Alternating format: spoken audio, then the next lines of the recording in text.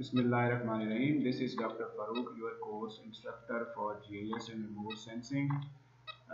We are having now the lecture 2 of week 1, and in the previous lecture we were talking about the introduction of the course, and we defined what is exactly GIS and what are the basic components of GIS, and then we talked about a brief introduction of the different aspects those are related to GIS, and we also talked about how you can define the data and information, and how we can get the geographic information based on a particular data, that is also called as spatial data, very precisely if you are talking about in terms of GIS.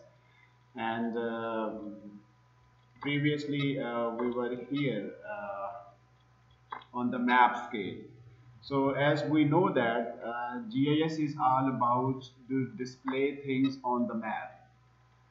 Those things may be related to input maps, or maybe the output, that is the result of some analysis that we do on the input layers in GIS. So all of the information is displayed as per some sort of scale. So we already familiar with the topographic maps and all other kind of maps where we display the information. So to display the information, the map scale is very important. So map scale depends upon the extent of the information that is being displayed on the map, right? For example, if you open the Google map and you see that there are different continents you can see on small scale, and if you zoom in, then you will see the boundaries of the different countries, and then if you further zoom in, then you can see the cities, right? The extent of the cities. It means we are actually making the scale larger, and the area is getting smaller, and we are having the more detail of a map on Google map, right? It means there are the scale is dependent upon the extent of the information that we are displaying on a particular map, right? So based on that ideology, there are some large scale maps, there are some small scale maps, and also there are some intermediate scale maps. To make the thing simple, we have two divisions, like large scale maps. If you have a large scale map, it means you are having smaller area, but you will be having more detail. इसका मतलब ये हुआ कि जब आप Google map को zoom in करते हैं, तो जब आप सिटी लेवल पे चले जाते हैं तो आपको उसमें स्ट्रीट्स भी नज़र आएंगी, आपको उसमें मेन रोड्स भी नज़र आएंगी, ठीक है? उसमें आपको डिफरेंट उस पर्टिकुलर सिटी के एरियाज भी नज़र आएंगे। इट मीन्स कि जो इस लेवल पे जो स्केल होगा मैप का, वो ये होगा कि आपका 1 सेंटीमीटर लेट्स सपोज जो है वो 500 फीट को शो कर रहा होगा, या 500 मीटर्स को शो कर रहा होगा, ठीक है? इसी तरह से जो डिफरेंट फीचर्स हैं मैप्स के अंदर, उसको जब आप शो करते हैं किसी स्केल के मुताबिक, तो उसमें अगर तो डिवीजन छोटी है, ठीक है, इट मीन्स कि हमारे पास एरिया फिर स्मॉल है और इंफॉर्मेशन ज़्यादा है, तो इसको हम कहते हैं लार्ज स्केल मैप्स, ठीक है? Similarly, if you are going to talk about the small scale map, तो जो small scale maps हैं उसमें आप ये देखेंगे कि जैसे आप गूगल मैप को खोलें तो आपको कॉन्टिनेंट्स नज़र आएंगे, पूरे किसी कॉन्टिनेंट का मैप अगर नज़र आ रहा है, या पूरे वर्ल्ड का मैप आपको नज़र आ रहा है, तो उसमें आपको स्मॉलर डिटेल्स नहीं मिलेंगी, सिटीज़ वगैरह की डिटेल्स नहीं मिलेंगी, आपको मेन रोड्स की डिटेल नहीं मिलेगी। It means that kind of area जहाँ मैप जहाँ पे एक यूनिट जो है वो थाउजेंड्स ऑफ फीट या किलोमीटर्स को मीटर्स को शो कर रहा हो, एक्चुअली जो आपका जो एरिया है उस मैप के ऊपर, तो ऐसे स्केल्स को कहते हैं स्मॉल स्केल मैप्स, ठीक है? उसमें क्या होता है कि लार्जर एरिया शो होता है, लेकिन इंफॉर्मेशन जो डिटेल है वो कम हो जाती है, ठीक है। सो this is actually the main difference between a large scale map and also a small scale map. क्योंकि जीआईएस में हमने डील ही मैप्स से करना है, तो इसलिए हमें ये पता होना चाहिए कि स्मॉल स्केल मैप जो होते हैं वहाँ पे एरिया ज़्यादा होता है लेकिन इंफॉर्मेशन कम होती है। लार्ज स्केल मैप्स में एरिया कम होता है और इंफॉर्मेशन जो है वो ज़्यादा होती है। ठीक है। Now we will talk about कि जीआईएस जो है इसकी एप्लीकेशंस क्या हैं। तो उसमें थोड़ा सा हमने पहले भी डिस्कस किया है कि जैसे फैसिलिटीज मैनेजमेंट फील्ड है, जिसमें आप क्या कर सकते हैं, locating underground pipes, cables, planning facilities, maintenance, telecommunication, network services. तो ये सारी आपकी लाइफलाइन जो चीज़ें हैं उसको आप जो सिटी के अंदर जो जो आप बेसिक इंस्टॉलेशंस होती हैं उसकी मैनेजमेंट भी आप जीआईएस के थ्रू कर सकते हैं। कहाँ पे माल फंक्शनिंग हो रही है, कहाँ पे कोई पर्टिकुलर जो आपकी फैसिलिटी है वो ब्रेक कर गई है, तो उसको आप ऑनलाइन मॉनिटरिंग के थ्रू, मैप्स के थ्रू आप उसको इंडिकेट कर सकते हैं। ठीक है। Similarly environmental and natural resource management है, उसके अंदर आपके पास जो है वो इन्वायरमेंटल इम्पैक्ट एनालिसिस में जैसे डिजास्टर एनालिसिस आ जाता है, किसी भी पर्टिकुलर आइटम का जो इफेक्ट है या एक्टिविटी का, लेट्स सपोज के जो कंटामिनेशन है, जो इन्वायरमेंटल पोल्यूशन है, उसकी स्टडी जो है वो भी हम कर सकते हैं सरफेस के ऊपर भी, और सब सरफेस के अंदर आप ग्राउंड वाटर कंटामिनेशन जो है उसका एनालिसिस भी कर सकते हैं यूजिंग दी जीआईएस। ठीक है। उसके बाद natural disaster management and mitigation आप कर सकते हैं। नेचुरल डिजास्टर्स में आपके पास अर्थक्वेक्स आ जाते हैं, फ्लड्स आ जाते हैं, इसमें आपके पास फायर हैजर्ड्स आ सकते हैं, इसमें हरिकेन्स आ सकते हैं, टॉर्नेडोज आ सकते हैं, सुनामीज आ सकती हैं। ठीक है। तो इस तरह से ये इस तरह की डिजास्टर मैनेजमेंट, जैसे आजकल कोविड-19 का जो है वो पैंडमिक जो है वो अभी भी मुख्तलिफ कंट्रीज में है, पाकिस्तान में अल्लाह का शुक्र है कि थोड़ा कम हो गया। तो ये सारी जो टाइप के डिफरेंट जो आपके पास डिजास्टर्स हैं या जो इस तरह के जो आपके पास नेचुरल क्लामिटीज हैं, इसको इसको मैप्स के ऊपर भी आप शो कर सकते हैं, किस एरिया में कम है, किस एरिया में ज़्यादा है, और उसको उसकी जो डाटा की बेस के ऊपर आप प्रिडिक्शन भी कर सकते हैं यूजिंग दी जीआईएस सॉफ्टवेयर। ठीक है।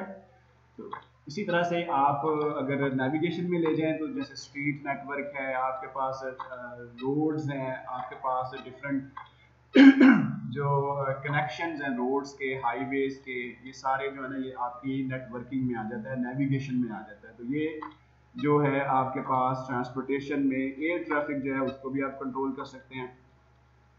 इसके बाद आपके पास planning and engineering, different activities को प्लान करने के लिए, कंस्ट्रक्शन एक्टिविटीज़ को आप साइट सूटेबिलिटी एनालिसिस कर सकते हैं। इंजीनियरिंग में जैसे आपके पास जो है वो क्या कहते हैं उसे माइनिंग इंजीनियरिंग आ जाती है, जियोलॉजिकल इंजीनियरिंग आ जाती है, इसके अलावा नेटवर्क इंजीनियरिंग है जिसमें टेलीकम्युनिकेशन इंजीनियरिंग है, इलेक्ट्रिकल है, सिटी एंड रीजनल प्लानिंग है। इस तरह से डिफरेंट जो आपके जो डिसिप्लिन्स हैं उसके अंदर जो है वो जीआईएस की नंबर ऑफ एप्लीकेशन जो है वो अवेलेबल हैं और इसको as a modern tool use किया जा रहा है। इसके अलावा लैंड इंफॉर्मेशन, ये भी हमने देखा था कि जैसे जो आपका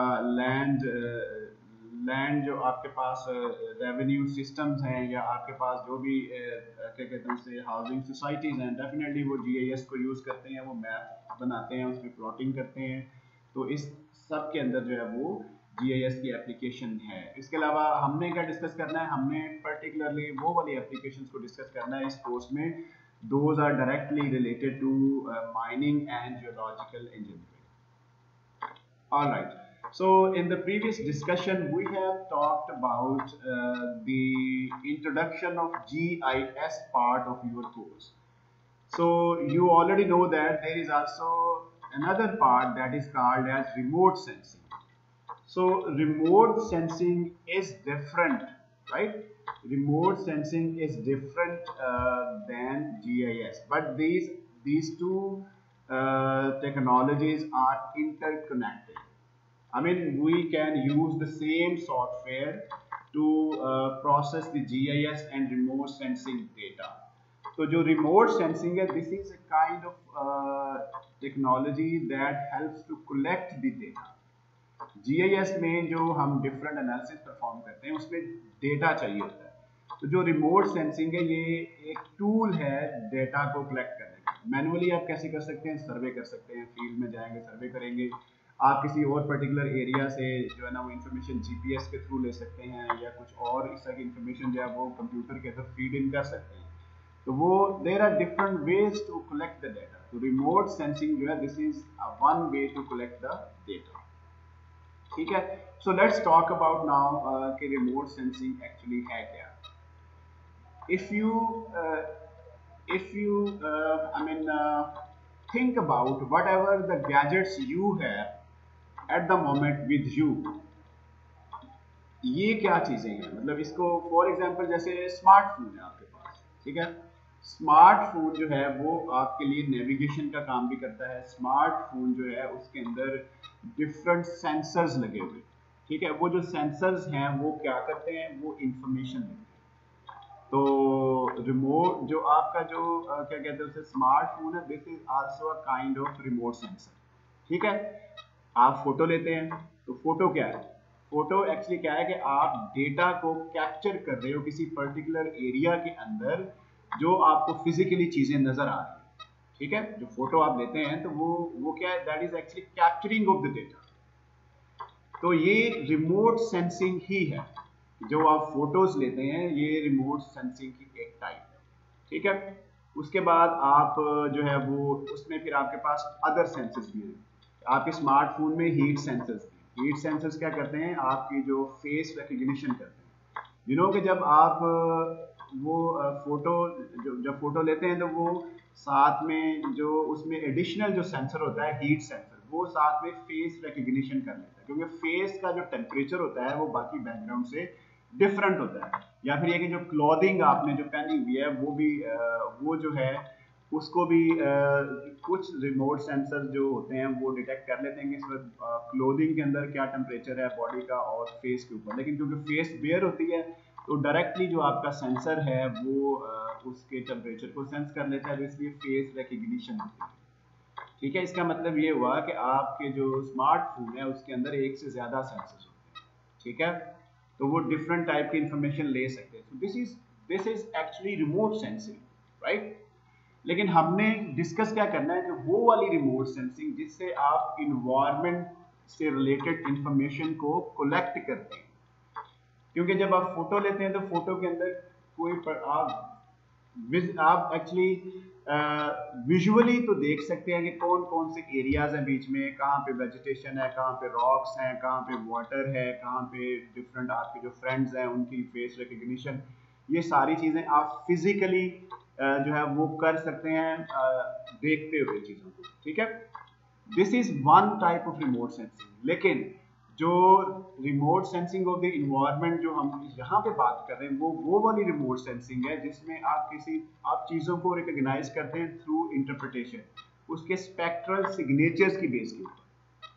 लाइक अगर आप डिफरेंट टाइप्स की रॉक्स को आइडेंटिफाई करना है तो उसमें क्या होगा कि जो आपकी सेडिमेंट्री, इग्नियस या मेटामॉर्फिक रॉक्स होंगी उसके पर्टिकुलर सिग्नेचर्स होंगे, स्पेक्ट्रल सिग्नेचर, कि वो लाइट को किस तरह से रिफ्लेक्ट करते हैं, इलेक्ट्रोमैग्नेटिक रेडिएशंस को। तो उसकी बेस के ऊपर आप टाइप ऑफ रॉक, और उसके बाद ये कि रॉक के अंदर फर्दर जो है वो अगर मेटामॉर्फिक रॉक है तो अगर वो शेल है, वो शिस्ट है, वो नाइज है, वो कौन सी रॉक है, ये सारी चीज़ें जो है वो आप फर्दर जो है वो बेहतर सेंसर जो रिमोट सेंसिंग में आते हैं उनको यूज़ करके आप फर्दर उनकी मतलब जो रॉक यूनिट्स को भी आप आइडेंटिफाई कर सकते हैं, राइट। तो हम इस तरह की जो रिमोट सेंसिंग है उसके बारे में डिस्कस करेंगे। हम डिफरेंट मिनरल्स को भी आइडेंटिफाई कर सकते हैं, ठीक है। सो लेट्स नाउ डिफाइन कि remote sensing in a scientific manner है क्या। The non contact recording of the information from the ultraviolet, visible, infrared and microwave regions of the electromagnetic spectrum, ठीक है। आप क्या करते हैं, non contact recording. It means कि जब आप फोटो लेते हैं तो आप किसी चीज को टच नहीं कर रहे थे, आपका फोन किसी चीज को टच नहीं करता, तो ये नॉन फिजिकल कॉन्टैक्ट के होते हुए इंफॉर्मेशन जो हम कलेक्ट करते हैं, this is all remote sensing, ठीक है। तो इसका मतलब यह है कि वो वाली चीजें जिनको हम टच नहीं कर सकते उनको हम रिमोट सेंसर्स के थ्रू उनकी इंफॉर्मेशन को एक्सेस कर सकते हैं। फॉर एग्जाम्पल के बहुत सारी जैसे विजुअली अगर आप कोई फोटो लेते हैं तो आपको वेजिटेशन एक जैसी नजर आएगी, ठीक है, बहुत सारी चीज़ों का कलर एक जैसा नज़र आ सकता है। लेकिन जब आप बात करते हैं इलेक्ट्रोमैग्नेटिक रेडिएशन की, उसके स्पेक्ट्रम की, तो उसमें फिर आपको जो एक कलर, जो विजिबली एक कलर में चीज़ नज़र आ रही है, वो हो सकता है कि वो डिफरेंट टाइप्स की जो उसकी नेचर डिफरेंट हो, लेकिन विजिबल रेंज में वो एक कलर दे रही है। ठीक है, वो डिफरेंट जो आपके पास लेट्स सपोज डिफरेंट रॉक्स एक कलर दे सकती हैं, डिफरेंट मिनरल्स एक कलर दे सकती है, लेकिन उनकी केमिस्ट्री डिफरेंट है। तो इट मीन्स कि फिर हमें अल्ट्रा वायलेट रेंज चाहिए, हमें इंफ्रारेड चाहिए, माइक्रोवेव रीजन चाहिए, जो कि जिसकी मदद से आप क्या करते हैं कि आप उनकी जो इनहेरेंट जो इंफॉर्मेशन है, जो एक कलर की अशिया नज़र आ रही हैं एक्चुअली वो डिफरेंट हैं, तो वो फिर आप इस तरह के इलेक्ट्रोमैग्नेटिक रेडिएशन की बेस के ऊपर आप उनको डिफ्रेंशिएट कर सकते हैं, राइट। सो आप क्या कर रहे हैं, डेफिनेशन पे दोबारा जाते हैं। Non contact recording of information from the ultraviolet, visible, infrared and microwave regions of the electromagnetic spectrum by means of instruments. अब ये रिमोट सेंसिंग आप करते कैसे हैं, इंफॉर्मेशन आप रिकॉर्ड कर रहे हैं किस तरह से, इलेक्ट्रोमैग्नेटिक रेडिएशंस को लेके, कैसे, किसी इंस्ट्रूमेंट से। वो इंस्ट्रूमेंट जो है उसको रिमोट सेंसर कहते हैं।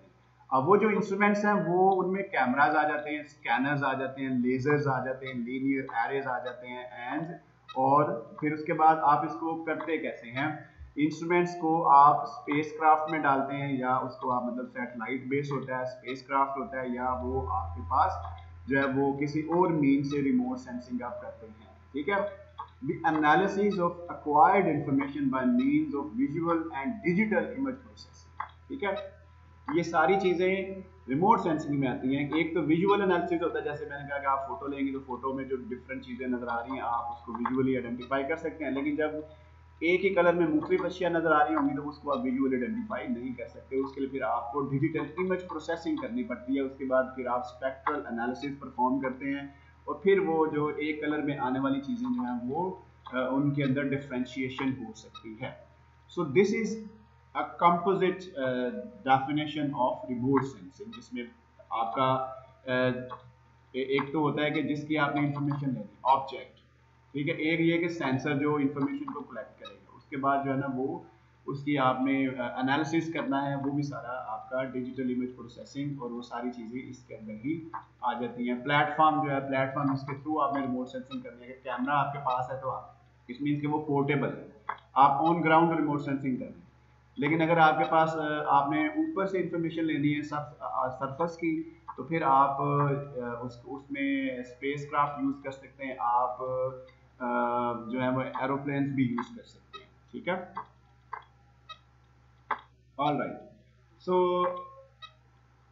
अब फर्दर जो है वो आपके पास जो डेफिनेशन है, जैसे फोटोग्रामेट्री, तो फोटोग्रामेट्री जो है ये भी एक्चुअली जो आप फोटोग्राफ्स लेते हैं मुख्तलिफ ऑब्जेक्ट्स की आप अर्थ के इन्वायरमेंट में, तो उसको आप फोटोग्रामेट्री कहते हैं। द आर्ट और science of obtaining reliable measurements by means of photography. Photography की मदद से जब आप डिफरेंट फीचर्स को आइडेंटिफाई करते हैं, आप डिफरेंट मतलब उसके अंदर जो इंफॉर्मेशन है उसको गैदर करते हैं फोटोग्राफ्स के थ्रू। तो जैसे एरियल फोटोग्राफ्स होती है, ठीक है, इसको फोटोग्रामेट्री कहते हैं, आपने चाहे सर्वेइंग में इसको पढ़ा हो। उसके बाद आप फोटोग्राफिक इंटरप्रिटेशन, फिर आप फोटोग्राफिक इंटरप्रिटेशन करते हैं। इसके मतलब क्या है कि आप फोटोग्राफ्स को जो है वो एग्जामिन करते हैं, एग्जामिन करके आप डिफरेंट ऑब्जेक्ट्स को आइडेंटिफाई करते हैं। तो ये फोटोग्राफिक इंटरप्रिटेशन की डेफिनेशन यहाँ पे गिवन है। उसके बाद रिमोट सेंसिंग है, तो वही ये आपकी जो American society for photogrammetry and remote sensing है, उन्होंने इसको रिमोट सेंसिंग को डिफाइन किया कि मेजरमेंट और acquisition of information of sum property of an object or phenomena by recording device that is not in physical or intimate contact with the object or phenomena under study। ठीक है, तो ये वही definition है, उसको थोड़ा सा रीफ्रेज किया गया है। तो इस तरीके से आप जो है वो रिमोट सेंसिंग को डिफाइन कर सकते हैं। Alright, so now question arises, is remote sensing an art, science or technology? So if you closely look at it, then you will know that, you will get to know that it is also a science, at the same time also it is an art, and also it is a technology. For example, remote sensing के basic principles क्या हैं? Principles जो हैं वो base करते हैं physics के ऊपर, कि आपको नॉलेज होना चाहिए इलेक्ट्रोमैग्नेटिक रेडिएशंस का, उनकी प्रॉपर्टीज का, ठीक है। तो जो रिमोट सेंसिंग का प्रिंसिपल है वो साइंस से रिलेटेड है, ठीक हो गया। उसमें आपके पास फिर आप स्टैटिस्टिकल एनालिसिस भी करते हैं, आप उसमें डिफरेंट टाइप के अदर जो साइंटिफिक नॉलेज है उसको भी अप्लाई करते हैं, right. Then you have art. Art mean कि जब आप इमेज को जो है वो कैप्चर करते हैं, ठीक है, then you need to apply some image interpretation techniques. वो आपकी विजुअल भी हो सकती हैं, वो आप जो है वो किसी सॉफ्टवेयर को भी यूज कर सकते हैं उसके लिए। So this is recognition of the different features on a particular image is actually art, ठीक है। टेक्नोलॉजी इट मीन्स कि जो आप रिमोट सेंसिंग परफॉर्म करते हैं उसके लिए आपको एक इक्विपमेंट चाहिए, राइट। और वो जो इक्विपमेंट है वो आपका डिजाइन होता है प्रॉपरली, और उसमें डेफिनेटली टेक्नोलॉजी यूज होती है, ठीक है। जो रिमोट सेंसर्स हैं, जैसे नासा है, डिफरेंट टाइप के रिमोट सेंसर डिजाइन करता है, ठीक है। तो वो जो सैटेलाइट्स आपके स्पेस में जाते हैं वो क्या है, वो टेक्नोलॉजी है, और वो जो सेंसर्स हैं फिर वो डिफरेंट टाइप की इंफॉर्मेशन को कलेक्ट करते हैं। So this is actually the technology part. So it means remote sensing at the same time is an art, science and technology. And we have all kind of it has a merger with other type of other domains of the science and art as well, like physical sciences आ जाती हैं इसमें, cartography surveying आ जाती है, GIS इसके अंदर आ जाता है, बायोलॉजिकल साइंसेज इसमें आ जाती हैं, सोशल साइंसेज इसमें आ जाती हैं, राइट। तो इस तरह से this is a kind of merger and that has application in different fields as well. अच्छा जी, तो रिमोट सेंसिंग आप करते कैसे हैं? So there are different elements of remote sensing. For example इस सिंपल पिक्चर के अंदर यू हैव डिफरेंट कंपोनेंट्स, और इसको आप इस तरह से किस तरह से डिफाइन करेंगे। आप इसमें ये देखें कि आपके पास जो है क्या कहते हैं उसे, सबसे पहले क्या है कि एनर्जी सोर्स, एनर्जी सोर्स, ठीक है। इट मीन्स के आपके पास जो रिमोट सेंसर है, ठीक है, वो क्या करेगा, वो रेडिएशन एमिट करेगा। तो ये आपके पास है एनर्जी सोर्स, ठीक है। तो जब वो रेडिएशन एमिट होंगी तो वो जाएंगी आपके पास, जैसे रेडिएशन एंड फिर वो एटमॉस्फेयर में जाएंगी, ठीक है, ये बी पार्ट है। तो आपके पास सोर्स क्या है जो एनर्जी इमिट कर रहा है, रेडिएशन इमिट क्यों कर रहा है, सन। जनरली जो सन है वो आपके पास जो है वो सोर्स ऑफ इलेक्ट्रोमैग्नेटिक रेडिएशन है, ठीक है, एनर्जी इमिट होगी। उसके बाद बी क्या है, मीडियम, जिस मीडियम में से जो है वो एनर्जी ट्रेवल करेगी in the form of electromagnetic radiation, ठीक है। उसमें आपके पास एटमॉस्फेयर के साथ उन रेडिएशंस का इंटरेक्शन होता है, ठीक हो गया। उसके बाद we have object, the interaction with the object, ठीक है। ऑब्जेक्ट मीन द थिंग और the element that is being remotely sensed, ठीक है, जिसकी रिमोट सेंसिंग हो रही है, राइट। तो वो जो जैसे आप किसी की फोटो लेते हैं तो वो जो ऑब्जेक्ट्स उसके अंदर आएंगे, जैसे आपके फ्रेंड्स हैं तो उनकी रिमोट सेंसिंग आप कर रहे हैं, ठीक है। तो बाज़ दफ़ा आप छुप के भी रिमोट सेंसिंग करते हैं, मतलब फोटो ले लेते हैं, किसी को पता नहीं चलता, यू नो। तो इस तरह से ये सारी रिमोट सेंसिंग है, और वो जो जिसकी रिमोट सेंसिंग हो रही है वो क्या है, वो ऑब्जेक्ट है, ठीक है। तो यहाँ पे ऑब्जेक्ट जो है वो आपकी सरफेस, ग्राउंड सरफेस है। ग्राउंड सरफेस के ऊपर डिफरेंट टाइप की इंफॉर्मेशन अवेलेबल है, उसमें आपके पास डिफरेंट बिल्डिंग्स भी आ जाती हैं, मैन मेड फीचर्स हैं, उसमें आपके पास जो है वो नेचुरल फीचर जैसे माउंटेन्स हैं वो भी आ जाती हैं, ठीक है, वेजिटेशन आ जाती है, घर आ जाते हैं, और बिल्ड अप एरिया आ जाता है, तो इस तरह से रिवर्स आ जाते हैं। तो ये सारे वो ऑब्जेक्ट्स हैं जिसकी रिमोट सेंसिंग हम करते हैं। तो ये आपके पास ये जो ग्राउंड है उसके ऊपर आपकी क्या होगा कि पहले रेडिएशन सन से आई, एटमॉस्फेयर में से ट्रेवल की, उसके बाद सरफेस के साथ स्ट्राइक की, जो स्ट्राइक करके जो वापस रेडिएशन जाती है ठीक है, ये आपके पास क्या है, ये सेंसर है जो उन रेडिएशंस को सेंस करता है। अगर वो सेंसर जो है आपका सैटेलाइट बेस्ड है तो इसको आप सैटेलाइट बेस्ड सेंसर कहेंगे। ठीक है, तो ये आपके पास आ गया सेंसर। इसका मतलब क्या है कि आपको एनर्जी सोर्स चाहिए जो इलेक्ट्रोमैग्नेटिक रेडिएशंस एमिट करता है, तो उसके बाद आपकी रेडिएशंस एटमॉस्फेयर में से जाती हैं और उसके बाद फिर वो ऑब्जेक्ट से टकराती हैं और उसके बाद एक सेंसर होना चाहिए जो उसको मेजर करे कि कौन सी रेडिएशन, अब डिफरेंट जो ऑब्जेक्ट्स होते हैं वो डिफरेंटली रेडिएशंस को जो है ना वो उसको उसके खिलाफ रिस्पॉन्स देते हैं। कुछ रेडिएशन जो है वो ऑब्जर्व हो जाती हैं, कुछ जो है वो इमिट हो जाती हैं। ये सारी जो बेसिक प्रिंसिपल है कि कितनी एमिट होनी है, कितनी जो है उसमें से उसमें एब्जॉर्ब होनी है, ये सारी डिपेंड करता है मटेरियल की प्रॉपर्टी के। ठीक है, तो उसके बाद फिर आप क्या करते हैं, वो सैटेलाइट के थ्रू नीचे ग्राउंड के ऊपर जो आपके पास जो जैसे नासा का अपना ग्राउंड स्टेशन है वो सैटेलाइट बेस्ड इंफॉर्मेशन को रिसीव करता है, that is actually the reception. ठीक है, वो रिसीव होता है, रिसीव होने के बाद फिर आप क्या करते हैं, आप उसको प्रोसेस करते हैं, क्योंकि वो जो इंफॉर्मेशन रिसीव होती है उसके अंदर एरर्स भी होते हैं, उसके अंदर आपके पास नॉइज भी होते हैं, उसमें वो एटमॉस्फेरिक जो इंटरफेरेंस है उसकी वजह से जो आपके पास नॉइज होता है वो भी होता है, उसको उसकी प्रोसेसिंग करते हैं। प्रोसेसिंग करने के बाद फिर आप उसकी इंटरप्रिटेशन करते हैं।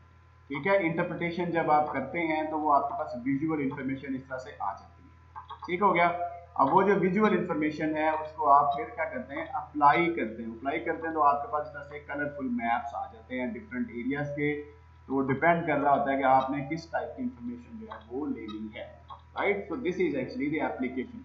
अब वो जो एप्लीकेशन है, जो एंड यूजर मैप है, फिर आप डिफरेंट ऑर्गेनाइजेशंस को सेंड कर देते हैं। इस तरह से ये फिर रिमोट सेंसिंग जो है उसका जो है वो एक पूरा प्रोसीजर जो है वो कंप्लीट होता है।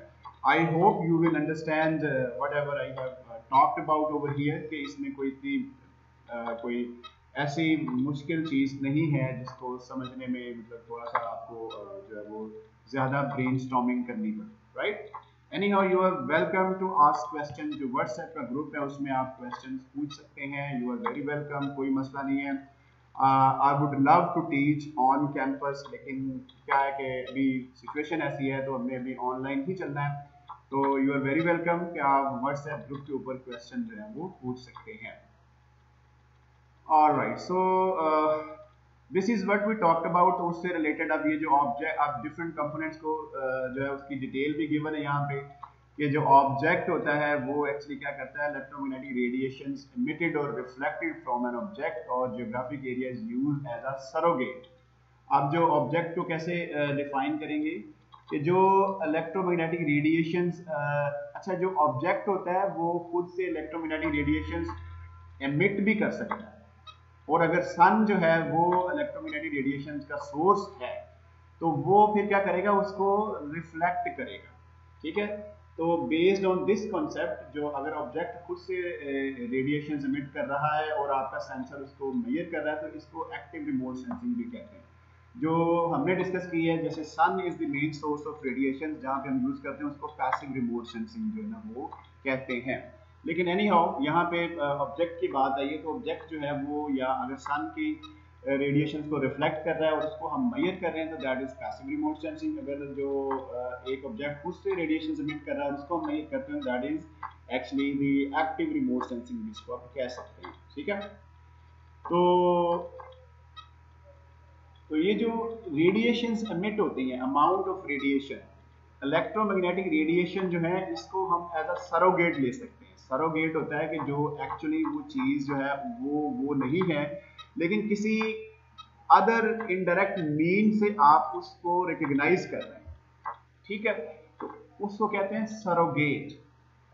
जैसे आजकल ये भी आम है कि अगर कोई पेरेंट्स जो हैं वो, या कोई औरत जो है वो इस काबिल नहीं होती कि वो मतलब कोई किसी बच्चे को बर्थ दे सके, तो फिर क्या होता है कि वो किसी और मदर जो है उसके मॉम को जो है वो मतलब उसको आप समझ लें कि उसको आप किसी और औरत को हायर करते हैं। हायर करके फिर क्या होता है कि वो बच्चे की सारी जो डेवलपमेंट है, जो उसके ओरिजिनल पेरेंट्स हैं वो उसका जो मटेरियल है वो दूसरे औरत के अंदर ट्रांसफर किया जाता है, तो इस तरह से वो बच्चा जो है, इस तरह से ये टेक्नोलॉजी भी है। तो इसे सरोगेशन कहते हैं, इसको आप कहते हैं सरोगेट मदर। इस बच्चे की सरोगेट मदर कौन है? इट मीन्स कि ये जो बच्चा है किसी और का है, लेकिन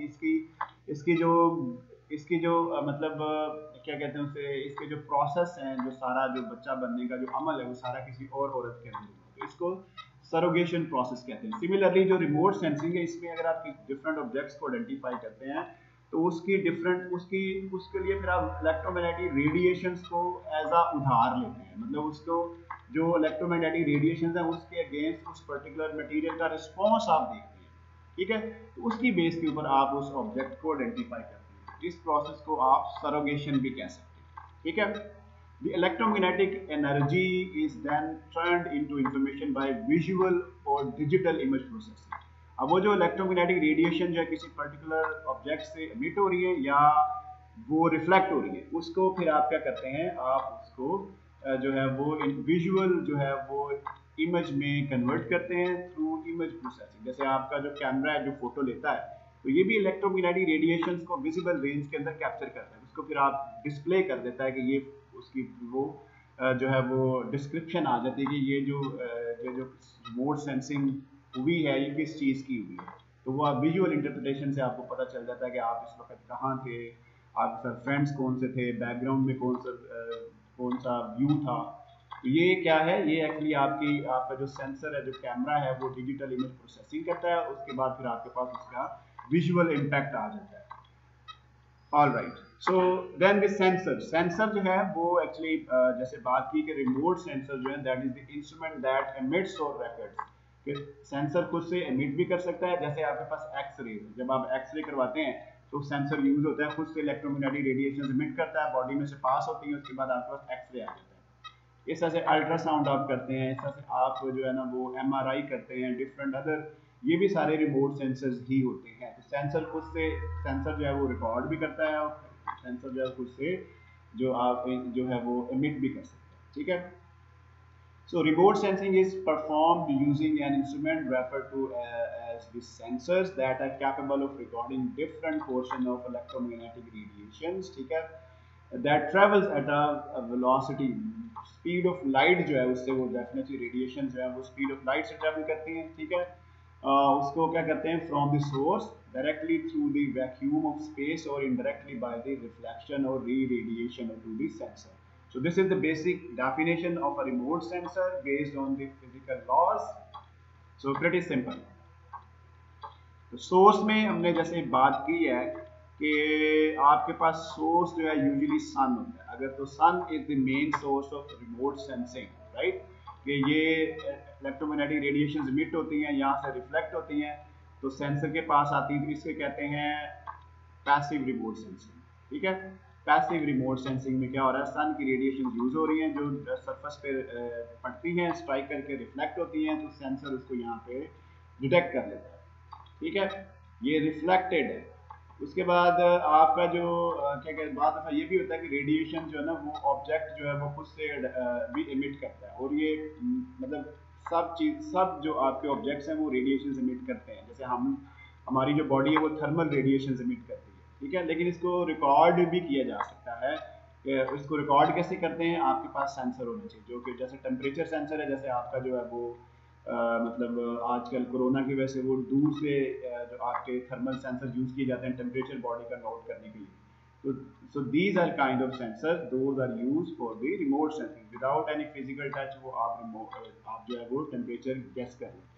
तो इसमें क्या हुआ कि जो ऑब्जेक्ट है आपका वो खुद से रेडिएशन भी इमिट करता है, वो रिफ्लेक्ट भी करता है। उसके बाद एक और भी है, ये इसका मतलब सोर्स 1 सन हो सकता है, सोर्स 2 जो है वो आपका ऑब्जेक्ट एक्सेप्ट भी हो सकता है, और सोर्स 3 क्या है, जैसे radar.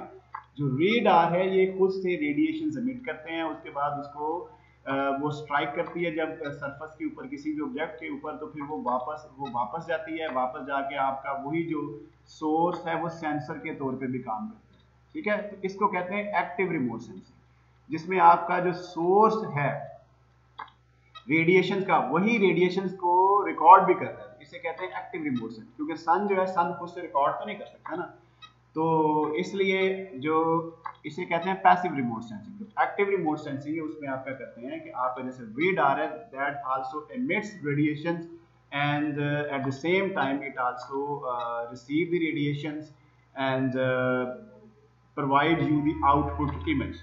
So that is called as active remote sensing. So remote sensing करते कैसे हैं? ग्राउंड बेस्ड रिमोट सेंसिंग भी होती है और आपकी एयर बेस्ड रिमोट सेंसिंग भी होती है। तो जैसे कि अगर आपका जो अगर तो आपके पास एयरबोर्न रिमोट सेंसिंग है तो उसमें क्या होगा कि आप एरोप्लेन्स यूज़ करते हैं, आप हेलीकॉप्टर्स यूज़ कर सकते हैं, आप ड्रोन्स यूज़ कर सकते हैं। आज तक तो ड्रोन्स आगे हुए हैं। तो इसमें क्या लेस देन 20 किलोमीटर अगर आपका एटमॉस्फेयर है उसके अंदर कोई भी ऐसा प्लेटफॉर्म जो आप यूज़ करते हैं तो उसको आप कहेंगे सब ऑर्बिटल और एयरबोर्न रिमोट सेंसिंग। ठीक है। उसके बाद एक है स्पेस बोर्न, ऑर्बिटल और स्पेस बोर्न। अगर 20 किलोमीटर से ज़्यादा है तो आगे की स्पेस आ जाती है। स्पेस में आपका 100 किलोमीटर के ऊपर भी सैटेलाइट्स हैं, आपके 200 किलोमीटर के ऊपर भी सैटेलाइट्स हैं। डिफरेंट जो आपके जो उनके जो पाथ्स हैं उसके उसमें वो ट्रैवल करते हुए अर्थ के अराउंड जो है वो इवॉल्व कर रहे हैं। ठीक है। और डिफरेंट टाइप की जो इन्वायरमेंट से रिलेटेड इंफॉर्मेशन है उसको कलेक्ट कर रहे हैं। Right, so this is called as I mean, so there are two types like suborbital airborne remote sensing and also the orbital or spaceborne remote sensing. So these are the remote sensing platforms like ground based, जैसे आपका camera है तो आपका camera जो ground based है। उसके अलावा जो वेदर रेडार्स होते हैं तो ये जैसे ये वेदर रेडार है तो ये भी इंफॉर्मेशन वेदर के बारे में लेता है। तो this is ground based. Airplane based भी और या ड्रोन बेस्ड, हेलीकॉप्टर बेस्ड, ये सारे आपके सब ऑर्बिटल रिमोट सेंसर्स में आ जाते हैं। सैटेलाइट बेस्ड जैसे कि ये सैटेलाइट्स हैं, सैटेलाइट में आप जो है वो जाहिर है कि वो 100, 200 और 300 kilometre above the earth in the space जो है वो आप जो क्या कहते हैं उसे रिमोट सेंसिंग करते हैं अर्थ की, तो उसे हम कहते हैं सैटेलाइट बेस्ड। ठीक है। So you can see that the range of remote sensing जो है वो 1 मीटर से लेकर कहाँ तक जो है वो हाइट तक जाती है। ठीक है। 1 मीटर में जैसे कि आप ये जो टेम्परेचर गन्स यूज़ करते हैं, ठीक है, तो वो फ्यूज एक कपल ऑफ फीट या 1 मीटर तक वो ऑब्जेक्ट होता है तो उसका टेम्परेचर आप उससे सेंस करते हैं। ऑलराइट, सो वो जो नाउ रिमोट सेंसिंग जब आप परफॉर्म करते हैं तो what you do, you get the data, right, that is called as remote sensing data. ठीक है। Now you are supposed to collect the data in a particular format. इसका एक particular format होता है जिसमें आप डेटा को कलेक्ट करते हैं। अब डाटा जो कलेक्ट हो रहा होता है उसमें there is another very important thing that is called as resolution, कि डाटा की रेजोल्यूशन क्या है। जो डाटा है वो कितना रिफाइंड है, कितना कितनी उसके अंदर डिटेल है, राइट। तो उसके लिए आप क्या करते हैं, आप उसकी रेजोल्यूशन को डिफाइन करते हैं। ठीक है। सो व्हाट यू डू, आप जैसे कि लेट्स टेक द एग्जांपल, जैसे आपका मोबाइल फोन है उसको जो कैमरा है, कैमरे की मेगापिक्सल में रेजोल्यूशन है। यू नो दैट कि अगर तो रेजोल्यूशन बहुत अच्छी है तो आपका जो इमेज है that will be very crisp and clear, right.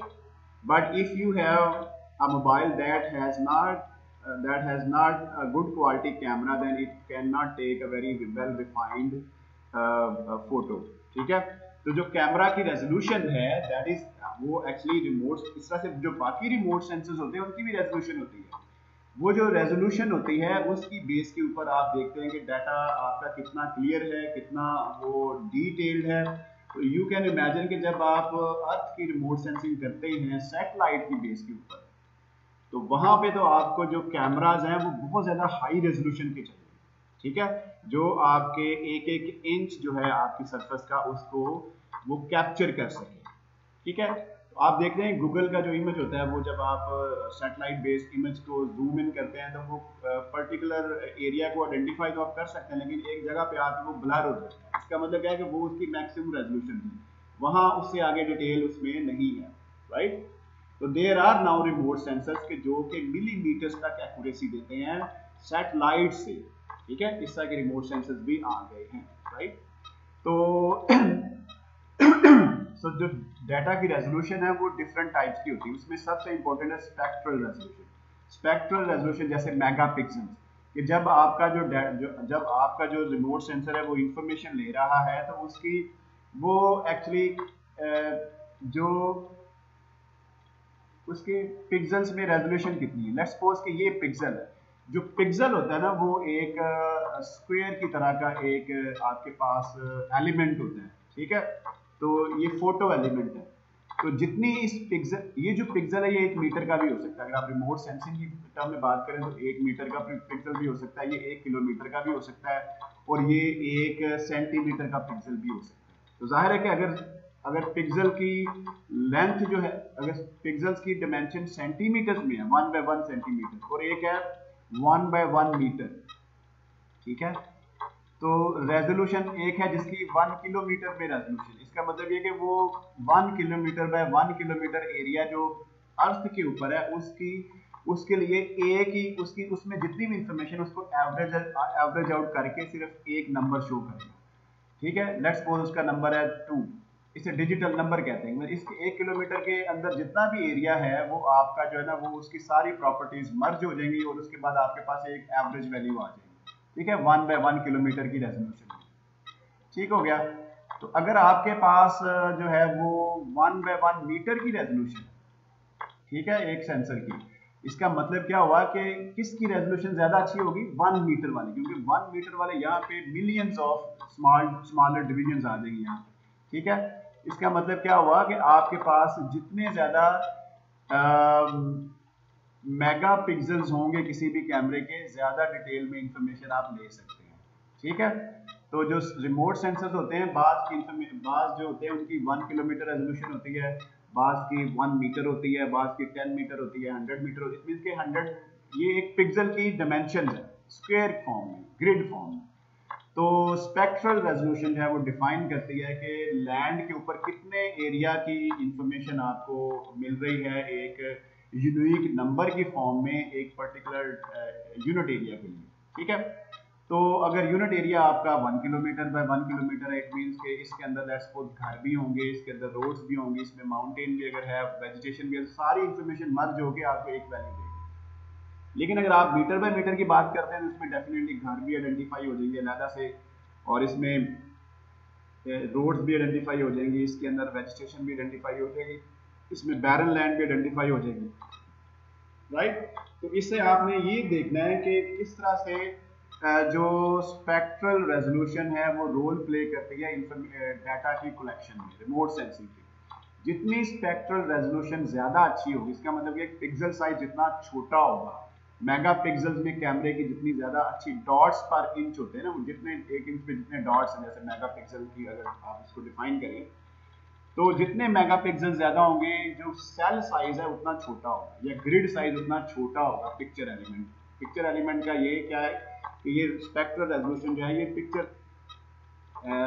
जो स्पेक्ट्रल रेजोल्यूशन है इसको मैं मिक्स कर गया हूँ स्पेशियल के साथ। एक होती है स्पेशियल रेजोल्यूशन, तो मैं जो जिसकी बात कर रहा हूँ ये स्पेशियल रेजोल्यूशन की बात कर रहा हूँ, ठीक है। आपके जो कैमराज हैं उसकी स्पेशियल रेजोल्यूशन होती है, ठीक है। तो ये स्पेक्ट्रल रेजोल्यूशन जो है ये डिफरेंट है। तो काइंडली ये जो जितनी डिस्कशन हुई है ये स्पेशियल रेजोल्यूशन की डिस्कशन है। स्पेक्ट्रल रेजोल्यूशन जो होती है ना ये जो आपकी इलेक्ट्रोमैग्नेटिक रेडिएशन है ना उसकी स्ट्रेंथ के ऊपर डिपेंड करती है, ठीक है, कि उसमें किस वेवलेंथ की इलेक्ट्रोमैग्नेटिक रेडिएशन यूज हुई, ठीक है। ये स्पेक्ट्रल रेजोल्यूशन उसको डील करती है। So spectral resolution is the number and dimension of specific wavelength interval in the electromagnetic radiation, electromagnetic spectrum to which a remote sensing instrument is sensitive, ठीक है। कि इसमें जो इलेक्ट्रोमैग्नेटिक रेडिएशंस हैं, ठीक है, ये इस तरह से रेडिएशंस होती हैं, ठीक है। तो आपने कौन सी रेंज ली है, ये इस तरह से, ये इसकी क्या है, ये वेवलेंथ है, ये आपने किस रेंज की इलेक्ट्रोमैग्नेटिक रेडिएशन ली है, तो इसे कहते हैं स्पेक्ट्रल रेजोल्यूशन। अगर इसकी भी वेवलेंथ जितनी कम होगी रेडिएशंस की उतनी ज्यादा फाइन आप इंफॉर्मेशन ले सकते हैं, ठीक है। तो इसे कहते हैं स्पेक्ट्रल रेजोल्यूशन। तो हमने जो पहले डिस्कशन की है जो ग्रिड साइज के ऊपर है, ये जो हमने ये डिस्कशन की है ये सारी है स्पेशियल रेजोल्यूशन, ठीक है। इसको आपने याद रखना है। इस तरह से कुछ जो सेंसर्स होते हैं उनमें एक बैंड होता है, अगर एक तरह की वेवलेंथ है तो एक बैंड होता है, इस तरह से कुछ में दो बैंड्स होते हैं, इसका मतलब दो तरह की वेवलेंथ यूज हुई है लाइट की। इसके बाद तीन वाले भी होते हैं, इस तरह से हंड्रेड्स ऑफ बैंड्स भी यूज होते हैं। रिमोट जो आपके सेंसर्स हैं वो हंड्रेड्स ऑफ बैंड्स भी यूज करते हैं। तो वो करते क्या है कि हर बैंड अपनी एक फोटो लेता है, ठीक है, हर बैंड जो है वो फोटो लेता है। इस तरह से अगर एक सेंसर के अंदर 100 बैंड्स है तो इट मीन कि उसमें हर बैंड ने किसी पर्टिकुलर एरिया की मतलब एक एक फोटो ली है। इस मीन कि आपके पास 100 फोटोज आ जाती हैं डिफरेंट बैंड्स के अंदर। आप डिफरेंट बैंड्स यूज क्यों करते हैं? क्योंकि एक बैंड में हो सकता है कि दो तीन मटेरियल एक ही कलर दे दो, लेकिन अगर आप कोई और बैंड यूज करेंगे तो हो सकता है उसमें वो डिफरेंशिएशन हो जाए। So this is the reason why we use a number of bands in a particular remote sensor so that we can differentiate between the different materials, ठीक है, क्योंकि डिफरेंट मटेरियल जो होते हैं वो डिफरेंट इलेक्ट्रोमैग्नेटिक रेंज के अंदर sensitive होते हैं, ठीक है। तो इस तरह से किसी एक वेवलेंथ में दो तीन मटेरियल जो डिफरेंट कलर के जो डिफरेंट नेचर के हैं वो एक कलर दे सकते हैं, लेकिन कोई और बैंड यूज करेंगे तो हो सकता है उसके अंदर वो डिफरेंशिएशन हो जाए। उसी सेम कलर के मटेरियल जो एक बैंड में दे रहे हैं दूसरे बैंड में वो डिफरेंशिएट हो रहे हैं। इस कॉन्सेप्ट की बेस के ऊपर फिर आप डिफरेंट मटेरियल्स को आइडेंटिफाई करते हैं, आप मिनरल्स को आइडेंटिफाई करते हैं, आप रॉक्स को आइडेंटिफाई करते हैं, आप मैन मेड फीचर जैसे कंक्रीट है, एसफॉल्ट है, इसकी भी जो है वो डिफरेंशिएशन कर सकते हैं based on the remote sensing data based जो आप कलेक्ट करते हैं सेंसर जिसके अंदर मल्टीपल बैंड्स होते हैं, मल्टीपल उनकी स्पेक्ट्रल रेजोल्यूशन होती है उसकी बेस के ऊपर, right? Hopefully you get an idea about the remote sensing data. तो इसकी ज़्यादा डिटेल हम जब रिमोट सेंसिंग का जो पोर्शन है मिड टर्म के बाद उसमें डिस्कस करेंगे। तो अभी सिर्फ इंट्रोडक्शन ही चल रहा है कि आपको थोड़ा सा अंदाज़ा हो जाए कि रिमोट सेंसिंग जो है वो है क्या और उसका बेसिक प्रिंसिपल क्या है और किस तरह से आप उसको यूज़ करते हैं, ठीक है। सो यहाँ पे आप देखें classification of remote sensing data on the basis of band numbers. Band जो होते हैं उनके डिफरेंट उन नंबर्स की बेस के ऊपर, जैसे पैन क्रोमेटिक सेंसर कौन से होते हैं जिसमें एक बैंड होता है, ठीक है, पैन क्रोमेटिक में सिर्फ एक बैंड होता है। मल्टी स्पेक्ट्रल होता है जिसमें एक से ज्यादा बैंड होते हैं, मतलब इसमें डजन्स ऑफ बैंड हो सकते हैं। एक होता है हाइपर स्पेक्ट्रल रिमोट सेंसिंग जिसमें हंड्रेड्स ऑफ बैंड्स यूज होते हैं, मतलब ये मल्टी स्पेक्ट्रल की टाइप है लेकिन हाइपर स्पेक्ट्रल में हंड्रेड्स ऑफ बैंड्स होते हैं ऐसे सेंसर्स। तो ये रिमोट सेंसर्स की क्लासिफिकेशन है based on the number of bands. एक बैंड हो तो पैनक्रोमेटिक, एक से ज्यादा बैंड्स हो लेकिन उसकी तादाद डजन्स में हो, हंड्रेड्स में नहीं, तो उसको मल्टी स्पेक्ट्रल, और अगर हंड्रेड्स में तादाद हो तो उसको हम कहते हैं हाइपर स्पेक्ट्रल रिमोट सेंसर्स, ठीक है। तो जो आपकी क्या कहते हैं उनसे इलेक्ट्रोमैग्नेटिक रेडिएशंस हैं, ठीक है, उनको भी आप it has different spectral ranges. जैसे एक अल्ट्रा वायलेट रेंज है, विजिबल है, नियर इंफ्रारेड है, शॉर्ट वेव इंफ्रारेड है, थर्मल इंफ्रारेड है, रेडियो, उसके बाद रेडार है, रेडियो डिटेक्शन एंड रेंजिंग। तो आपने फिजिक्स की क्लासेस में ये पढ़ा होगा कि इलेक्ट्रोमैग्नेटिक जो स्पेक्ट्रम है रेडिएशंस का उसमें ये डिफरेंट रेंजेस ऑलरेडी डिफाइंड है with respect to their frequency and wavelength. तो उसको आप देख सकते हैं वहां से कि ये रेंजेस वहां पे ऑलरेडी डिफाइंड है। तो जो आपकी जो सेंसर्स हैं ये डिफरेंट सेंसर जो हैं वो डिफरेंट रेंजेस को लेते हैं और रिमोट सेंसिंग के लिए, ठीक है। तो इसकी डिटेल जो है हम इंशाल्लाह मिड टर्म के बाद इसको डिस्कस करेंगे। All right, so what are the applications now? This is very important. Why we are going to talk about GIS and remote sensing? It has number of applications in the earth sciences field as well, ठीक है, जैसे कि बाकी field में इस तरह से इसमें भी है। फॉर एग्जाम्पल आपके पास जैसे स्ट्रक्चर मैपिंग है।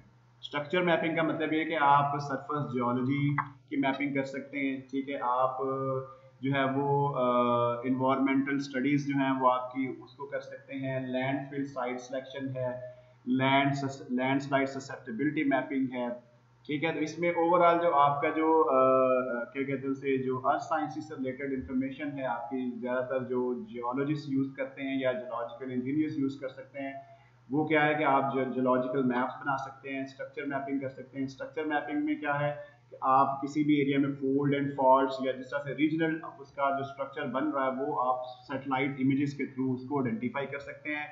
उसके अलावा GIS में आप खुद से जो फील्ड में जाके इंफॉर्मेशन कलेक्ट करते हैं उसको फीड इन करके अपने मैप्स भी बना सकते हैं, जैसे टोपोग्राफिक मैप्स, ठीक है। लैंडस्लाइड ससेप्टेबिलिटी मैपिंग, इसकी एग्जांपल भी आगे शेयर करेंगे कि किस तरह से आप लैंडस्लाइड ससेप्टेबिलिटी मैपिंग करते हैं। उसके बाद मैपिंग ऑफ मिनरल पोटेंशियल, किसी भी एरिया में जो मिनरल रिसोर्स पोटेंशियल है डिफरेंट मिनरल्स का, आप उसको आइडेंटिफाई कर सकते हैं। ठीक है, आप क्वेरी साइट्स को लैंड सूटेबिलिटी एनालिसिस के थ्रू मतलब सेलेक्ट कर सकते हैं कि बेस्ट सूटेबल आपकी लेट्स सपोज लाइमस्टोन क्वेरी कहाँ पे लगेगी, मार्बल की क्वेरी कहाँ पे होगी, अगर आपने कॉपर माइनिंग करनी है, ओपन पिट माइनिंग करनी है, वो कहाँ पे होगी। तो उसके लिए जो जीआईएस है वो एक हैंडी टूल के तौर पे जो है वो आप इसको यूज कर सकते हैं मैपिंग में। उसके अलावा अगर आप रिमोट सेंसिंग डाटा की बात करें तो वो क्योंकि मटीरियल रिमोट सेंसिंग में आप करते हैं क्या, डिफरेंट मटीरियल्स को आइडेंटिफाई करते हैं। अगर सरफेस के ऊपर कोई मिनरल डिपॉजिट्स पड़े हुए हैं और वो ऐसे एरियाज में है जहां पे आपकी एक्सेस नहीं है, लेकिन सैटेलाइट के थ्रू जब आप मैपिंग करते हैं, स्कैनिंग करते हैं सैटेलाइट्स के थ्रू, तो वो जो रिमोट सेंसिंग का डाटा है उसकी बेस के ऊपर आप डिफरेंट मटेरियल्स को आइडेंटिफाई कर सकते हैं कि कहाँ पे आयरन डिपॉजिट्स हैं, कहाँ पे कॉपर डिपॉजिट सरफेस पे पड़े हुए, इवन गोल्ड को भी आप आइडेंटिफाई कर सकते हैं, आप जेम स्टोन्स को आइडेंटिफाई कर सकते हैं कि वो सरफेस के ऊपर किसी रिमोट एरिया में पड़े हुए हैं और आपके पास क्या है, आपके पास जो है वो रिमोट सेंसिंग का डाटा अवेलेबल है।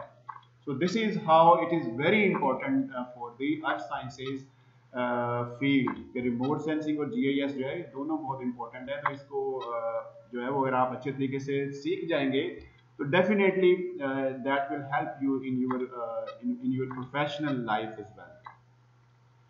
So GIS can be used by mining companies. ये further उसकी elaboration है to target the mineral exploration, evaluate mining conditions, model mine construction, mine surveying and display data such as geochemical or hydrological data. ठीक है?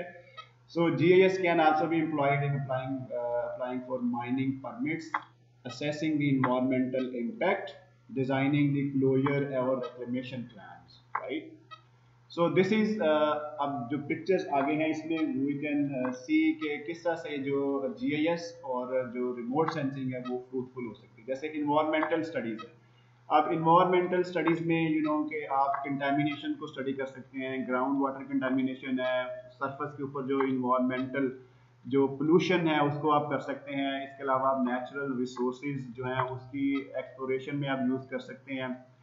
फिर उसके बाद जो आपके पास जैसे ग्लेशियर्स की स्टडी, ये भी इन्वायरमेंट में आती है। ग्लेशियर्स न्यूट्रिशन है कि ग्लेशियर किस तरह से आगे पीछे मूव कर रहे हैं, एलिवेशंस जो है वो ग्लेशियर्स की किस तरह से कम हो रही है, वो मेल्टिंग हो रही है, तो ग्लोबल वार्मिंग जैसे इफेक्ट है उसको भी आप इस तरह से यूज़ कर सकते हैं सैटेलाइट्स के थ्रू, उसकी इंफॉर्मेशन लेके आप। उसके अलावा आप जियोलॉजिकल मैपिंग कर सकते हैं। फिर उसके बाद यूटिलिटीज़ हैं, जैसे यूटिलिटीज़ में आप देखें तो आपके पास जैसे ये विंड या सोलर पार्क्स हैं, कहाँ कहाँ पे लग सकते हैं, कहाँ पे विंड और सोलर एनर्जी जो है वो ज़्यादा बेहतर है और जहाँ पे आपकी यूनिट कॉस्ट कम पड़ेगी। तो इसी तरह की वर्ल्ड बैंक की स्टडी है जिसमें मैं इन्वॉल्व हूँ, I will share some time with you the results of that particular study.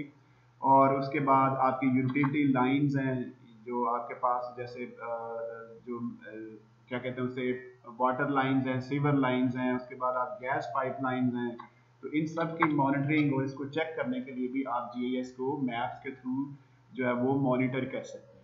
Transportation and logistics, जैसे कि पहले डिस्कस किया, नेविगेशन आपकी आ जाती है, इसमें एयर ट्रैफिक आ जाती है, रोड नेविगेशन आ जाती है। तो ऑल काइंड ऑफ जो आपकी ये जो लॉजिस्टिक सपोर्ट है इसमें भी जीआईएस और रिमोट सेंसिंग यूज होती है। नेचुरल रिसोर्स मैनेजमेंट जो है जैसे कि बात की आप, इसमें मिनरल एक्सप्लोरेशन भी आ जाती है, इसमें अदर टाइप ऑफ जो रिसोर्सेज हैं वो भी आ जाते हैं, ऑयल एंड गैस जो है उससे रिलेटेड भी इसके एप्लीकेशंस हैं।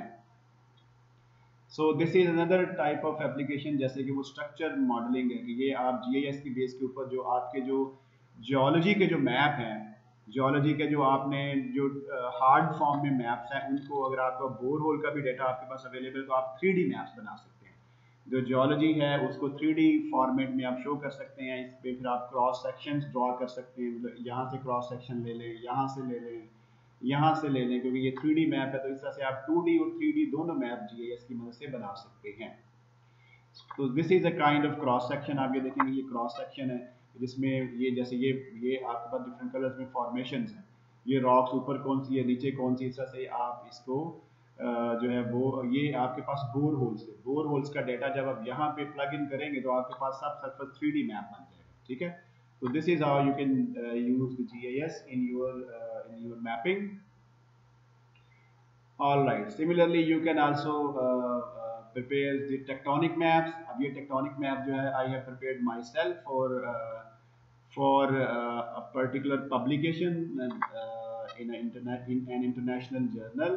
और इसमें जो बेसिक डाटा था वो मैंने GSP कोयटा का जो मैप था उससे लिया, और ये मैंने नॉर्दर्न एरियाज का जो है वो टेक्टोनिक मैप जो है वो उसको जो डिजिटाइजेशन के थ्रू इसको जो है वो GIS को यूज़ करके इसको बनाया। ठीक है, तो ये जैसे ये टेक्टोनिक जोन्स हैं तो ये आपके पास उसके सब जोन्स हैं। ठीक है, तो थ्रस्ट फॉल्ट्स हैं, तो ये सारी ये तो है कि मैप्स को आप डिजिटाइज कैसे करते हैं। You will also learn the techniques के मैप्स की डिजिटाइजेशन कैसे करते हैं। ठीक है, तो this is one of the application. लेकिन मैंने ये जो मैप थे डिफरेंट टाइप के ये as a input layers use करके लैंडस्लाइड ससेप्टेबिलिटी मैपिंग के लिए ये लेयर्स यूज़ की, और उसको फिर मैंने पब्लिश भी किया।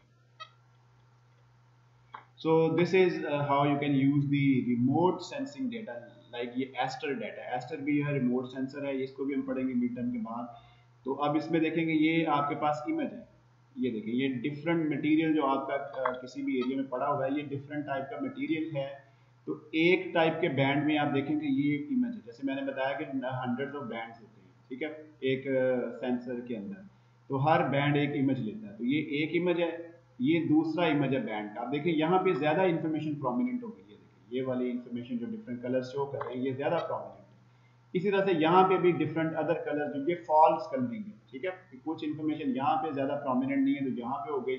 तो इस तरह से आप ये स्ट्रक्चर्स को, इस मैप को विजुअली आइडेंटिफाई, इसको यूज किया गया स्ट्रक्चर्स को आइडेंटिफाई करने के लिए। कहाँ कहाँ लेट्स को ये स्ट्रक्चर मैप है, ये देखिए कि कहाँ पे फॉल्ट्स हैं, जैसे ये फॉल्ट्स हैं, ये सारे फॉल्ट्स हैं। ठीक है, ये देखिए ये फॉल्ट्स है, ये सारे जो हैं वो आइडेंटिफाई किए गए हैं based on the interpretation of this remote sensing data.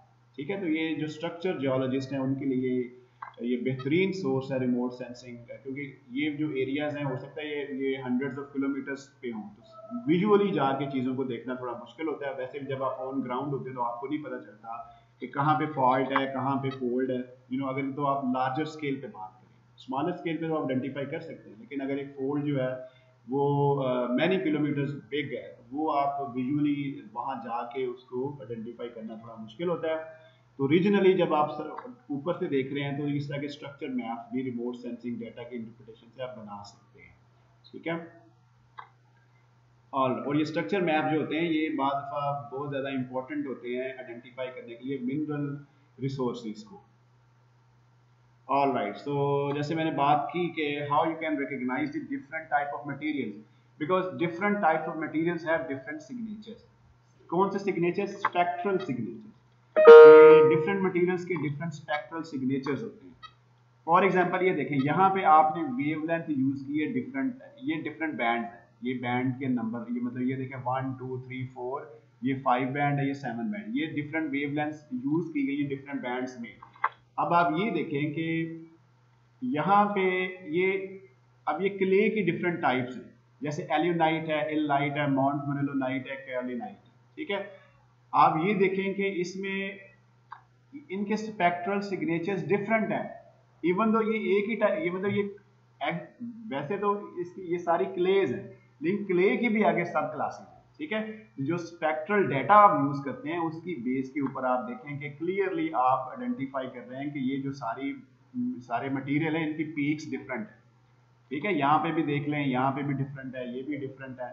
तो इस तरह से आप क्या करते हैं, आप ये करते हैं कि डिफरेंट बैंड्स का डाटा यूज करके आप इवन मिनरल्स, जैसे आयरन है, आयरन की डिफरेंट ओर्स होती है, जैसे मैग्नेटाइट है, लिमोनाइट है और हेमाटाइट है। इसके अलावा और भी आयरन की ओर्स है। आप ये नहीं करते कि सिर्फ आयरन आइडेंटिफाई करते, बल्कि आप सैटेलाइट डेटा की मदद से उसकी ओर को भी आइडेंटिफाई कर सकते हैं कि कौन सी ओर यहाँ पे पड़ी हुई है, हेमाटाइट है, मैग्नेटाइट है या लिमोनाइट है। राइट, तो this is the value added advantage of using remote sensing data. आपके पास सैटेलाइट इमेजरी आ गई है और आपने फौरन आइडेंटिफाई कर लिया, वरना क्या होगा कि आप फील्ड में जाएंगे, मैपिंग करेंगे और उस वहां पे फेवरेबल फीचर्स जो है वो देखेंगे, तो ये जो पीरियड है इट मे टेक्स मंथ्स। ठीक है, तो अगर आपका सैटेलाइट इमेजरी है तो अगर आप को रिमोट सेंसिंग आती है, डिजिटल इमेज प्रोसेसिंग आपको पता है कैसे करते हैं, spectral signature of different materials के आपको पता है, तो उसकी बेस के ऊपर फिर आप क्या करेंगे, आप डिफरेंट मटेरियल्स को, डिफरेंट मिनरल्स को आइडेंटिफाई कर सकते हैं, right. So this is very important I mean technology for the mining and geological engineering. Similarly जैसे आप वेदर प्रेडिक्शन करते हैं, जैसे ये रेनफॉल है, तो ये रेनफॉल का डाटा भी आपका सैटेलाइट्स के थ्रू आता है, ठीक है। इसको भी आप देख सकते हैं कहाँ पे हरिकेन बन रहे हैं, कहाँ पे टॉर्नेडोज हैं, तो ये सारी जो वेदर प्रेडिक्शन है वो सारी रिमोट सेंसिंग डेटा की बेस पे होती है। So this is another practical example of mineral exploration map। आप देखेंगे ये क्यूपराइट नेवाडा में 1995 का जो डाटा है, आप देखेंगे बाकी दुनिया कहाँ से कहाँ चलेगी और हमारे पास अभी भी ये टेक्नोलॉजी यूज नहीं होती मिनरल्स के आइडेंटिफिकेशन में। Believe me, there is hell lot of potential of different minerals in Pakistan, right. लेकिन क्या है कि हम कन्वेंशनल मेथड्स को यूज करके मिनरल एक्सप्लोरेशन करते हैं, जिसकी वजह से क्या होता है कि आप जो है वो उस तरीके से मतलब जो मैक्सिमम आपके जो पोटेंशियल है उसको आप यूज ही नहीं करते।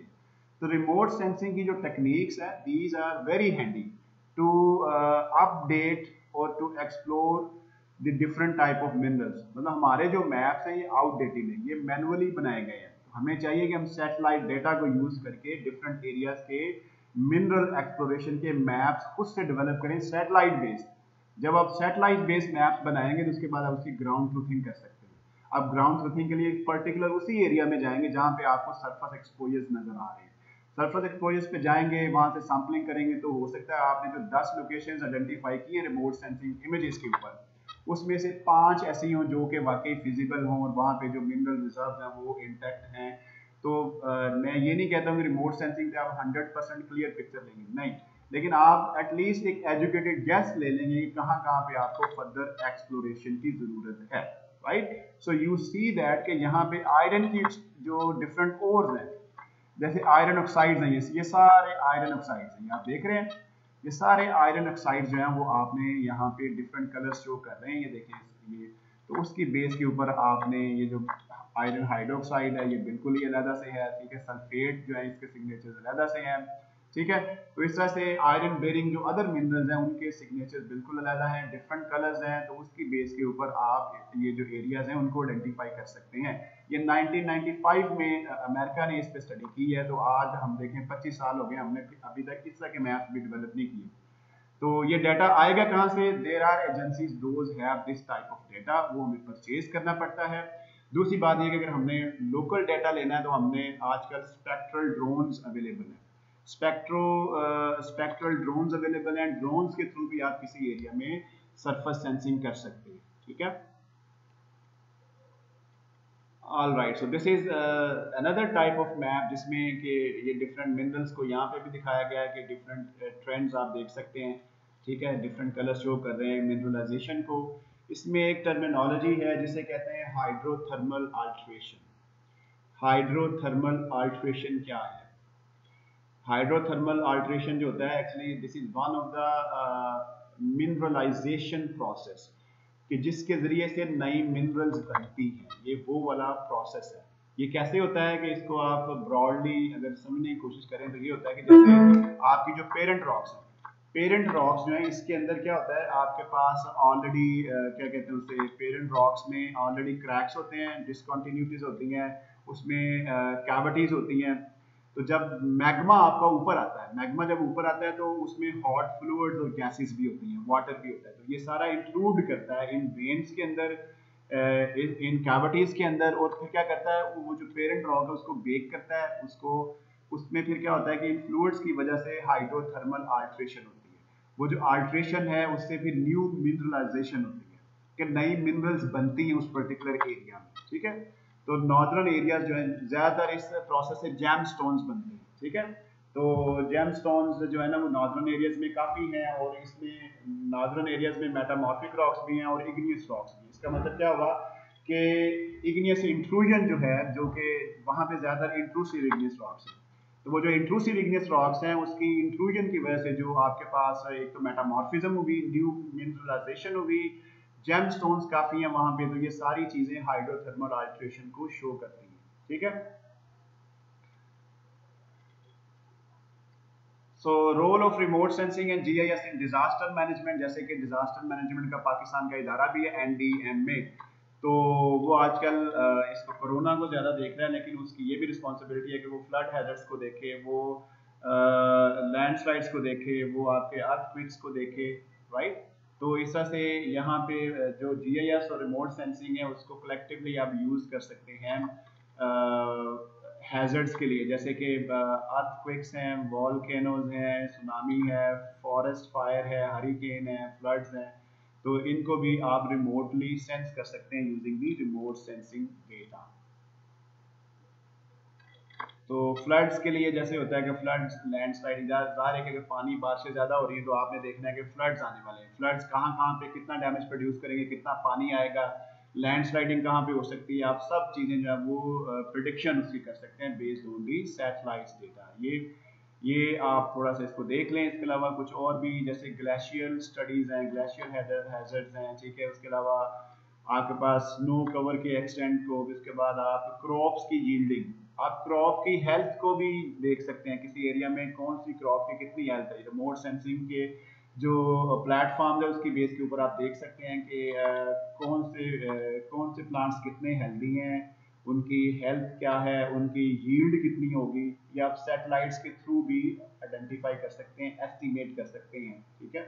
सो these are the different type of applications. Flooding में जैसे ये है कि ओरिजिनल राउट रिवर का क्या है और आपका जो है ना वो एक्सटेंट कितना फ्लडिंग का हो सकता है, पानी कहाँ कहाँ तक जा सकता है, कौन कौन से एरियाज इनंडेट हो सकते हैं किसी भी रिवर के अलावा। तो इस तरह से आप फिर फ्लड वार्निंग इशू करते हैं। फ्लड वार्निंग जो है वो इस तरीके से इशू करते हैं ताकि पता चल जाए कि कहाँ कहाँ पे फ्लड का वाटर आ सकता है। सो this is also a kind of disaster management. Disaster management का मतलब ये होता है कि आपको एक डिजास्टर का पता है तो आपने उसकी मिटिगेशन कैसे करनी है, ठीक है। तो उसमें फिर ये होता है कि आप लोगों को वार्न करते हैं ताकि जो हैजर्ड्स हैं उसको मिनिमाइज किया जा सके, right. So this is how you can perform the disaster management using the GIS. All right, so then we have another type of application, जैसे कि मैंने पहले डिस्कस किया कि आपके पास है लैंडस्लाइड कंट्रोलिंग फैक्टर्स डेटा, कि जो लैंडस्लाइड ससेप्टेबिलिटी मैपिंग है उसको आप किस तरह से परफॉर्म कर सकते हैं। सो this is a kind of flow diagram that is showing you the different steps how you can perform these different steps to have the susceptibility mapping of a particular area, ठीक है। तो ये practically मैंने ये study perform की थी northern areas के लिए और वहाँ से और उसको पब्लिश भी किया है। तो उसमें ये डिफरेंट स्टेप्स गिवन है कि आप अगर आपने लैंडस्लाइड ससेप्टेबिलिटी एनालिसिस करना है और मैप्स प्रिपेयर करने हैं तो आप कौन सा डाटा यूज करें। Definitely you need input layers data, फिर आप उन इनपुट लेयर्स डाटा के ऊपर आप एनालिसिस परफॉर्म करते हैं। जब आप एनालिसिस परफॉर्म करते हैं तो फिर आपके पास जो है वो आपके पास क्या आता है, क्या कहते हैं उसे, मैप्स आ जाते हैं, आउटपुट मैप्स। वो जो आउटपुट मैप्स हैं वो based on the input maps आपको बताते हैं कि किस तरह से कौन से एरिया में कितना हैजर्ड अवेलेबल है।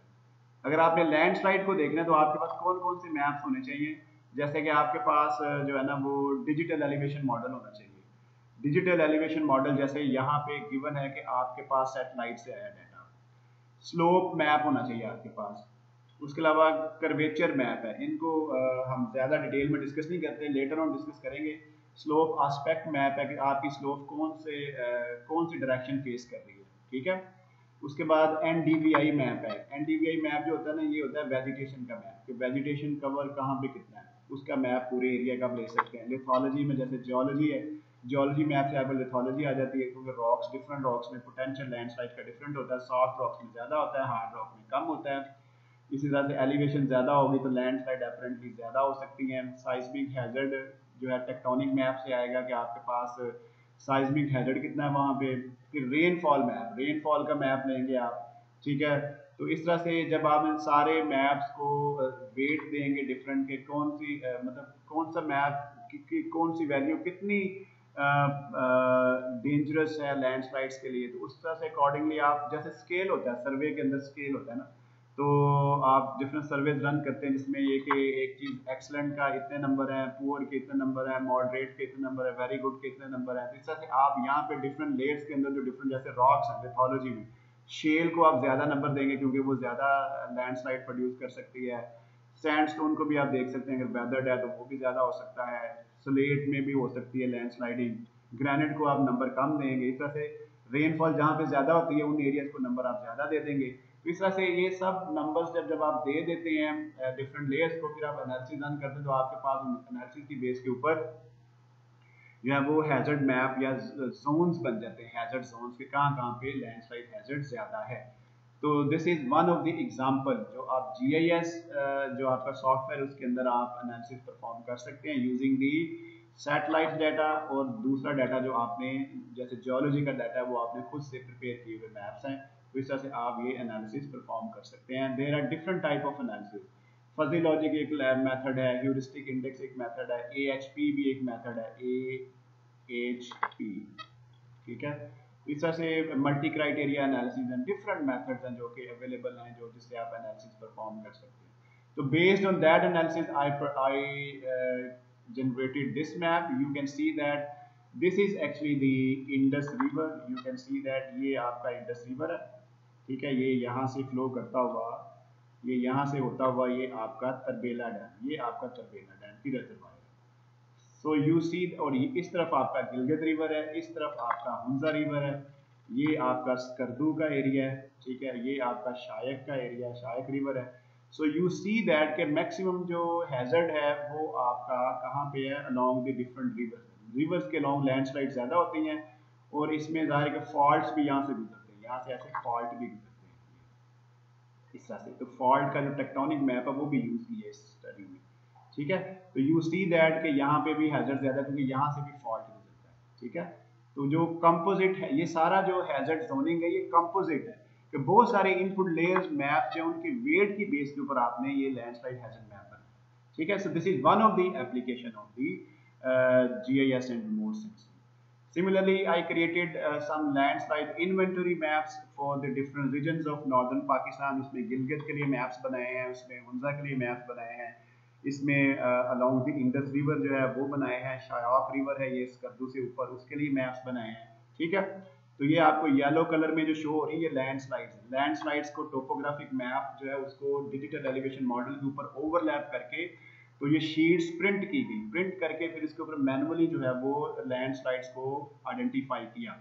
आप इसको डिजिटली भी आइडेंटिफाई कर सकते हैं, सॉफ्टवेयर को जो है ना उसके लिए ट्रेन करना पड़ता है, उसकी बेस के ऊपर जो है वो आप डिजिटली भी कर सकते हैं लेकिन मैनुअली ज़्यादा एक्यूरेट है। तो मैनुअली ये लैंडस्लाइड्स जो है वो आइडेंटिफाई करके इसको फिर दोबारा से डिजिटाइजेशन के थ्रू जो है वो जीआईएस में लेके चलेंगे, ठीक है। तो लैंडस्लाइड इन्वेंटरी मैप जो ऑलरेडी ट्रिगर हो चुकी है उसका मैप जो है वो भी बना सकते हैं, लैंड ससेप्टेबिलिटी मैपिंग कर सकते हैं, मिनरल एक्सप्लोरेशन कर सकते हैं, लैंड सूटेबिलिटी एनालिसिस कर सकते हैं।